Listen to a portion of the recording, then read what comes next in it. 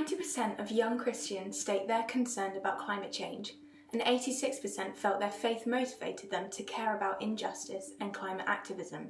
However, only 9% think that their church is doing enough to respond to the climate emergency.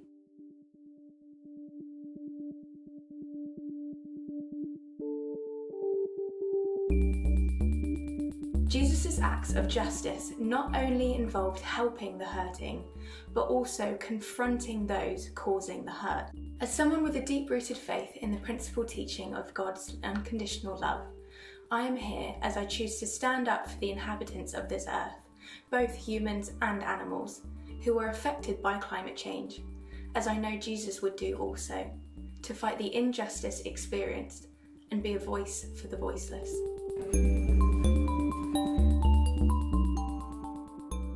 Steve, what would you say to individuals within the church of all ages to encourage them to have a faith fueled with justice like that of Jesus, and to encourage them to take heart and action in climate change?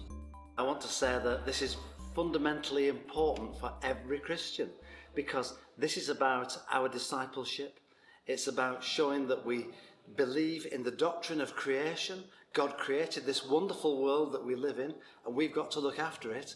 And after all, God sent his son Jesus because he loves this world. He loves this planet and everybody on it. And it matters that we are able to share that love and show that we're really concerned about this planet and that we don't let things slip away. It's too easy to be selfish when actually, as a Christian, we should be looking to Jesus and wanting to serve him. How are you as a leader making a difference in the area of climate change? I think one of the really beautiful things about being a leader is you recognize every decision you make has an impact. I've been reading in the Psalms lately. Psalm 65 this morning spoke about how the earth is the Lord's and he is the hope of the whole earth. And I think that the longer I lead, the more I realize you can make quite small decisions that have a huge ripple effect and impact. So 2 specific areas that I make a difference. I lead a charity called Creation Fest, and when I arrived 7 years ago, we were producing a huge amount of waste for our festival. And we weren't attentive to the fact that the way that we were engaging with our consumables, coffee cups and water bottles, just meant that we were discarding a huge amount of waste in the process. And so we made huge strides over the past few years to be as sustainable as we possibly could in those areas. We reduced all of our coffee cup usage and really encouraged people to bring reusable cups. And we completely eliminated our use of plastic water bottles and moved to a reusable bottle model alongside encouraging that if they did bring a bottle on campus, that it was recyclable. And I think a second area I've been able to make a difference is by platforming the voices of younger leaders.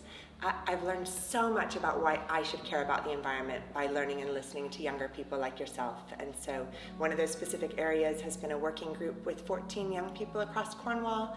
We've generated this letter called Take a Stand, and there's been some significant ripple effects from that. And so those are 2 of the areas I'm invested in being attentive to the environment as a leader.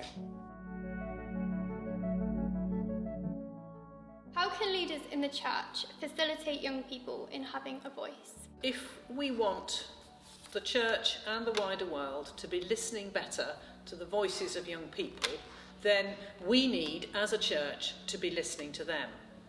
And of course, although it's lovely to have young people in the church, actually the majority of our young people are out there in the big wide world and they're not in our churches. And that means that those of us in the church need to be out there where the young people are. We need to be out there, I think, principally in the schools, the colleges, the universities, because those are the places that all young people are in. And we need to be listening to them and hearing what their concerns are. When we've done that, then we will be in a position to use the resources of the church, good resources of networking, of community, of buildings, all of these things that we can use in order to give young people a platform and to help them to speak in their voices about these issues that concern them. What is the church doing about climate change? I think that there's all kinds of things that we can do, from the really grand to what seems not as spectacular.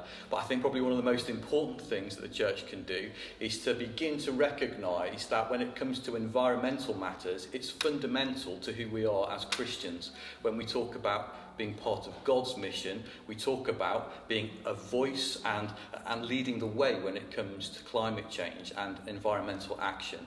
For me, one of the greatest things that the Christian church is able to do at this point in time is to rally the troops, so to speak, to find our voice, to speak with justice to a world, with recognising this to be central to our mission as the Christian church.